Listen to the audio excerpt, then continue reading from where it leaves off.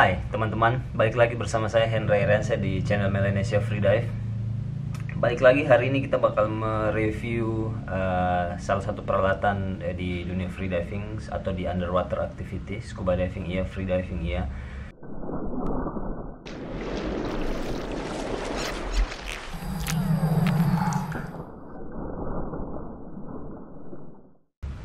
Khusus untuk teman-teman yang memang fokus ke atlet atau instruktur, itu menurut saya sih wajib dan memang mereka butuh. Tapi kalau untuk yang rekreasional dan lain-lain, ya saya rasa sih nggak terlalu ya. Tapi zaman sekarang karena peralatan ini punya style desain juga sudah mulai agak sedikit modis, jadi bisa dipakai juga untuk kehidupan sehari-hari. Oke, jadi kita punya dive computer dari Crash.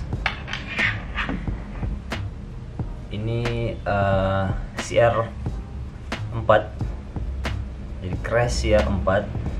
Kalau teman-teman mau punya ini, saya langsung saja ya, nanti kalian bisa klik link di bawah atau kalian bisa hubungin teman-teman di Dive CID, kemudian bisa langsung tanya-tanya untuk informasi lebih lanjut. Yang jelasnya saya dapat ini dari mereka, kemudian saya sudah coba pakai sekitar 2 bulan kalau nggak salah. Di sini kalian bisa lihat dia tulis kayak gini,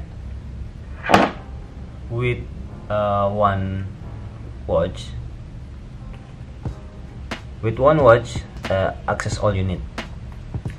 Jadi maksudnya itu adalah dari satu buah jam tangan ini kalian bisa mengakses apapun yang kalian butuhkan.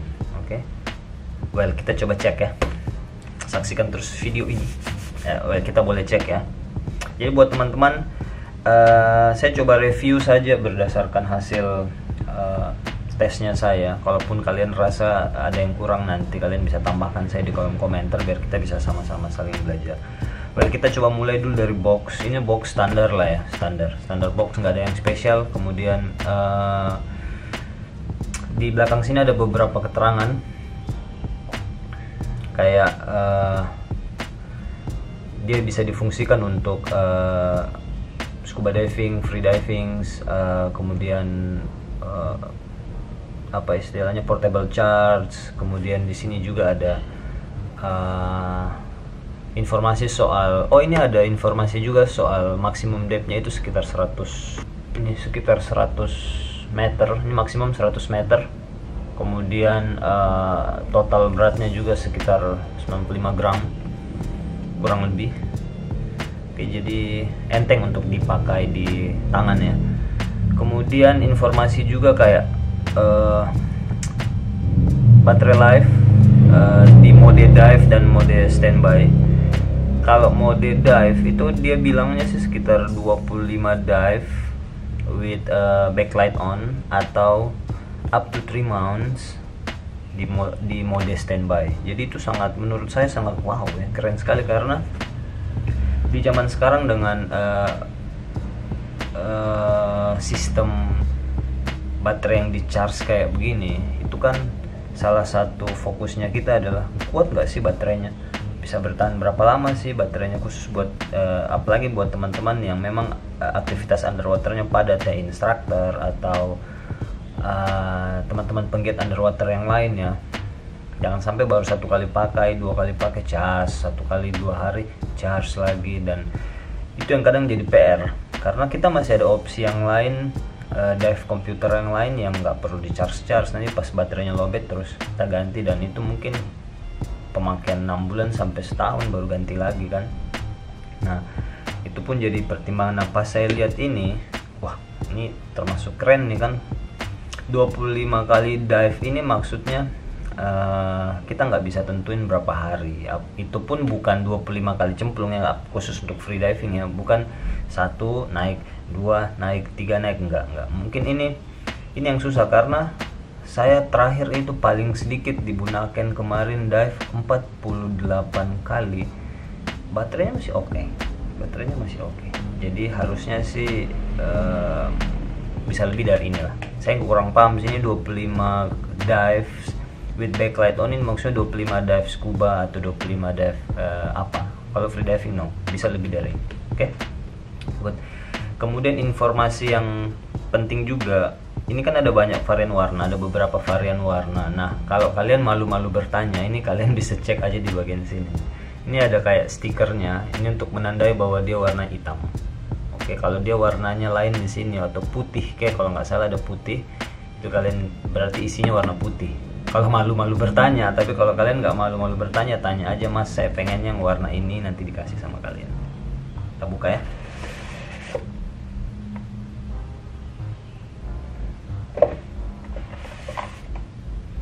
Ini sudah saya buka sih sebenarnya, jadi user manualnya pun bisa di scan. Ini ada barcode-nya. Ini ada barcode-nya, bisa kalian scan untuk baca-baca. Itu teknologi juga sih, itu keren. Kemudian apa ya?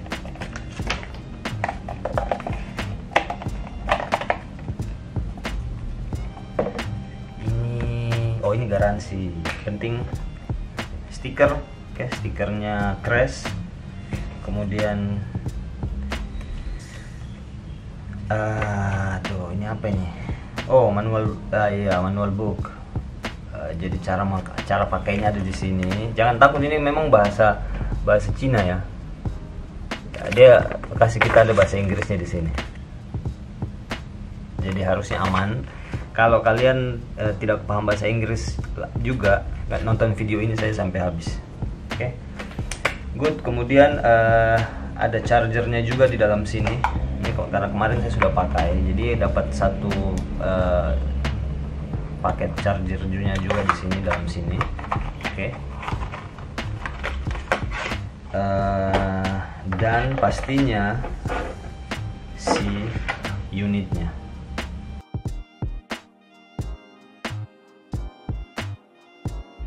Kita coba bahas pelan-pelan ya, mulai dari sistem charge yang tadi saya bilang. Jadi dia ini kayak klip, kemudian di bawah sini ada kuningannya. Itu kalian tinggal make sure kayak gini. Oke, cukup simple.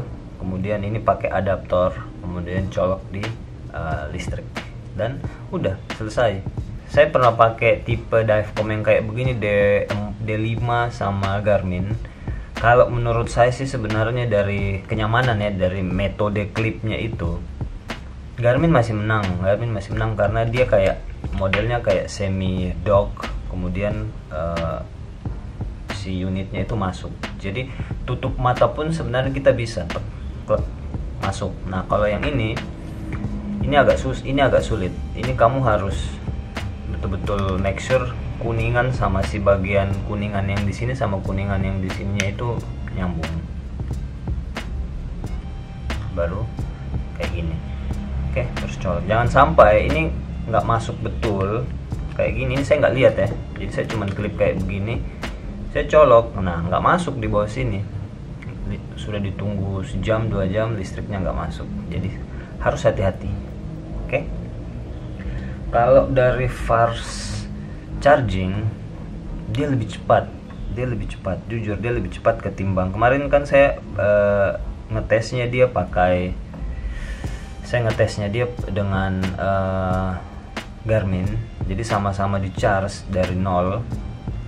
Garmin dari 1, ini dari 0 habis.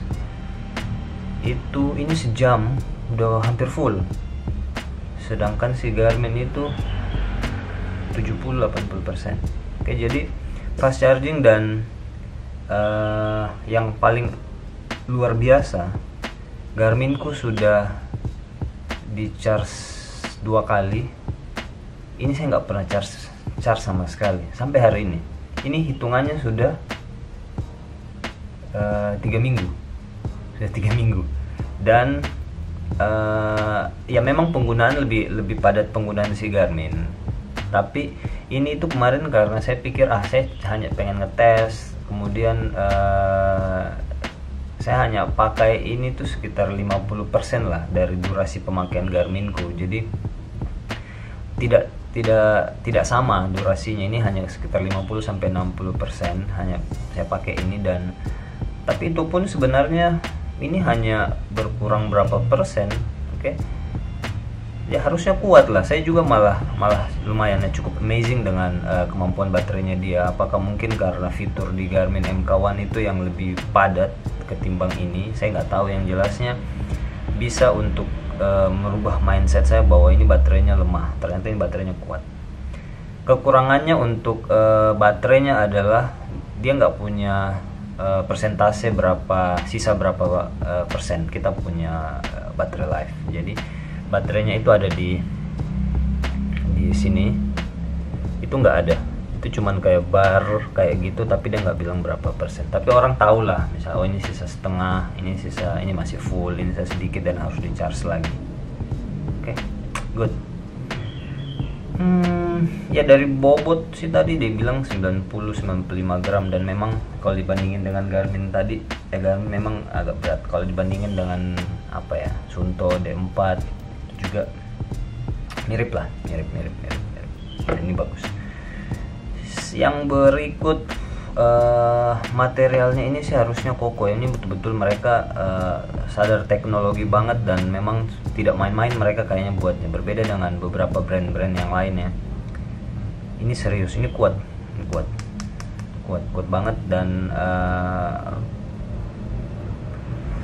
stylenya juga sudah, yang seperti saya bilang tadi ya, stylenya juga sudah sangat modis, dan mau dipakai sehari-hari pun enak. Kita nggak terlalu kentar bahwa itu diver tuh sana pakai dive computer, pasti diver ya, kayak gitu kan. Kadang ada beberapa yang nggak mau kan ditahu kayak gitu, kita pergi acara formal terus pakai jam itu pasti diver ya.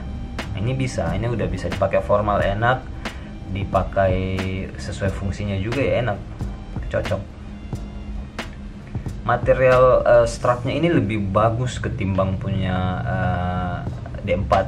Oke, ini saya lebih suka, tebal, kuat. Cuman sayangnya dia kayaknya terlalu panjang bagian sininya. Jadi kalau kayak saya yang pakai yang tangannya agak kurus, kalau mau dipakai itu dia banyak sisanya. Jadi dia kayak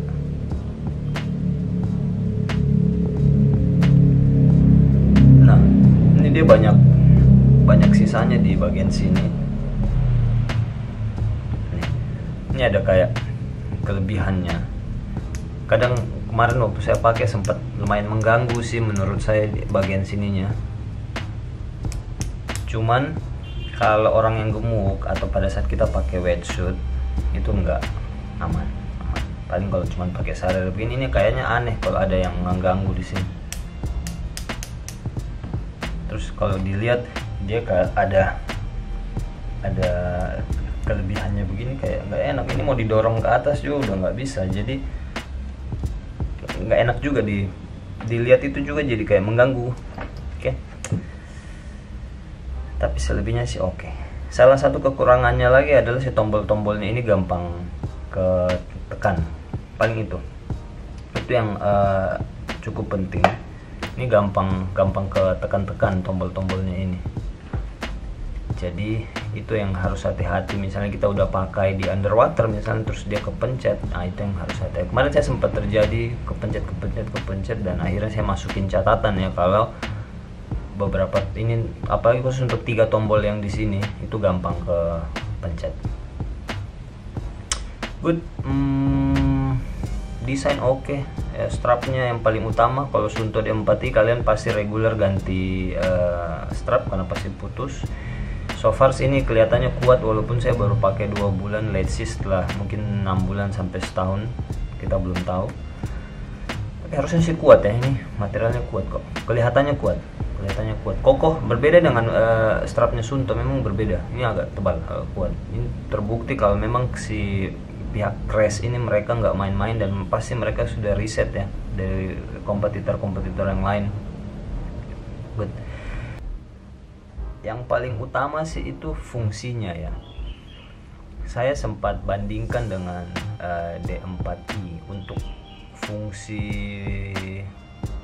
mengukur kedalaman, itu pas banget. Mengikut durasi dive time, surface interval, algoritmanya itu pas sama. Kalau sama Garmin kemarin beda sedikit paling cuma 0,0 berapa gitu, kayak misalnya ini di 4,7, yang di sebelah situ kayak 4,2, di Garmin punya 4,2, agak lebih dangkal sedikit banget. Kalau ini kemarin dengan D4 Eco itu sama persis. Aplikasinya bisa kalian download di App Store boleh, di Google Play bisa. Oke, untuk Crash application. Kemudian di manual booknya juga sih sebenarnya sudah ada. Ini tombol-tombolnya, setting-settingnya, dan ini ada beberapa catatan-catatan penting ya. Jadi nanti kalian boleh baca, atau nanti sebentar saya coba jelasin. Yang jelasnya secara kenampakan dia punya total ada 4 tombol. Ada 1 di sebelah kiri, ini sensor. Kemudian ada 3 tombol di sebelah kanan. Oke, kemudian ini posisi lagi standby, makanya kenapa baterainya itu sangat kuat. Pun kita biasa sambil jalan, terus tiba-tiba dia standby, jadi dia nggak on terus. Kalau mau nyalain tinggal pencet ini dia nyala lagi. Oke, kurang lebih kayak begini. Kemudian tombol menu ada di sebelah sini yang tengah. Ini kalian tinggal pencet, kemudian tombol atas sama bawah ini untuk naik turun. Oke, misalnya ini ada jam, ada mode scuba diving, ada free dive, ini ada pengukuran timer, mau lihat log diving, mau setting segala macamnya, mau synchronize ke handphone, semuanya bisa. Oke. Jadi tergantung yang tombol tengahnya ini tombol OK-nya. Misalnya ini kita free dive, tinggal pencet sini, dia masuk di free dive. Jadi nanti ada informasi berapa meter, kemudian durasinya berapa menit, kemudian ini ada surface intervalnya ada di sini, suhunya ada berapa, jamnya juga ada, kita sudah berapa jam main atau di jam berapa sekarang main. Jadi semua informasi yang ada di satu layar itu lebih komplit ketimbang kemarin saya coba pakai D4i, itu kita harus mencet tombol lain untuk dapat informasi yang lebih. Tapi ini dia sudah ada di dalam satu layar, jadi harusnya sudah oke. Oke, kemudian nah ini yang jadi masalah sebenarnya, ini sekalian juga saya bahas ya. Ini dari semua kelebihan-kelebihannya yang ada dan sesimpel-simpelnya dia dipakai, masalahnya dia itu sebenarnya ada di alarmnya yang terlalu banyak banget alarmnya. Kayak misalnya inilah, kita masuk ke settings ya. Ini kayak misalnya ini saya udah matiin beberapa sih, kayak cuman mempertahankan getarnya karena dia kan bisa berbunyi dan bisa getar juga. Jadi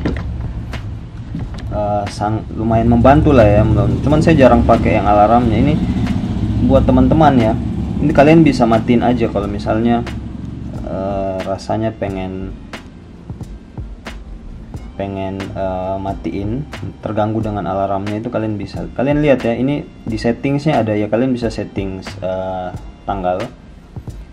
Ini format tanggalnya kayak gimana. Kemudian ini untuk merubah jam, ini jamnya juga bisa di setting 12 jam atau 24 jam. Kemudian start mulai dari, ini juga bahasa bisa kalian setting. Ini untuk kebutuhan scuba dan lain-lain. Mulai dari sini nih alarm semua nih, ini mereka singkat-singkatnya, jadi kita nggak terlalu paham ya artinya itu apa. Nah kayak gini nih, mulai dari sini SDPT alarm 1, ini udah saya matiin. Kemudian ada ini mungkin surface time alarm, saya nyalain. Ini juga alarm lagi, dan ini alarm semua. Jadi kalau semuanya on, satu kali diving itu ini dive komputer ini ribut banget. Nah jadi sesuai dengan kebutuhan kalian. Kalau kalian rasa nggak butuh sama alarm itu bisa kalian matiin kok, aman. Jadi tinggal masuk di setting, terus semuanya bisa kalian rubah sesuai kebutuhan. Ini untuk synchronize ke handphone, nanti untuk melihat review dive kalian, grafiknya dan segala macam bisa dilihat di situ. Satu yang menurut saya paling cukup mengganggu terakhir ya, itu adalah di timer. Nah, kita kan biasanya kalau menginformasikan soal timer ya ke teman-teman, khusus untuk lagi statik ya, kita kan biasanya kasih keterangannya itu kayak 1 menit, 2 menit, 3 menit. Nah, kalau di sini enggak, dia hitungannya tetap detik. Jadi kalau misalnya kita start, kamu tahan napas 2 menit, di sini tetap diinfokan sama dia 120 detik. Kan aneh ya kalau kita bilang oke, relax, sudah 120 detik. Aneh ya. Jadi itu sih menurut saya salah satu kekurangannya dia. Jadi selebihnya semuanya aman sih. Saya sih sebenarnya dive komputer ini khusus untuk crash yang seri CR4 ini sebenarnya cukup worth it dilihat dari harga, kemudian beberapa fitur yang ditawarkan, kemudian kualitas secara fisik, kemudian kalau kita mau bandingin dengan misalnya Suunto D4 yang selevel dengan inilah ya, Suunto D4 ini dengan harga di atas 5 jutaan memang oke. Semua orang pasti bilang Suunto oke. Sudah terbukti lah ya, saya juga udah pakai dan saya udah no comment soal Suunto. Ini dengan harga di bawah 5 juta, bahkan mungkin ini sekitar 3 jutaan. Nanti linknya saya informasi harga saya pasang di sini, nanti kalian bisa lihat. Itu mungkin dengan harga segitu dia mungkin bisa dibandingin dengan ada Mares Smart, mungkin ada beberapa brand yang lain, dan menurut saya ini masih menang. Si Crash CR4 ini masih menang. Dan jangan lupa ya, si R5 itu sudah launching dive computer smartwatch stylish yang katanya punya fitur mirip dengan Garmin MK1 dan dengan harga yang agak sedikit lebih murah daripada Garmin.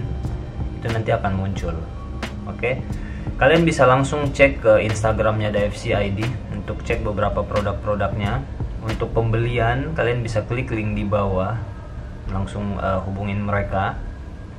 Mudah-mudahan sih bisa membantu kawan-kawan yang lagi nyari dive computer untuk kebutuhan atau aktivitas kalian. Mudah-mudahan bisa membantu. Kalau ada yang kurang ya, saya mohon dimaafkan. Ini murni hasil tes singkatnya saya udah pakai dan sekitar 2 bulanan. Kalau ada yang saya lewatin, kalian boleh bantu komen di bawah. Bisa membantu juga supaya ini mereka juga bisa berkembang, dan pastinya kita juga sebagai user, sebagai konsumen pemakai ya, bisa sangat terbantukan. Kurang lebih begitu teman-teman. Crash CR4 yang versi yang all black ini. Terima kasih banyak buat DFC ID juga yang sudah kirimin produknya. Sukses selalu dan ya, sampai jumpa di video selanjutnya. Bye bye.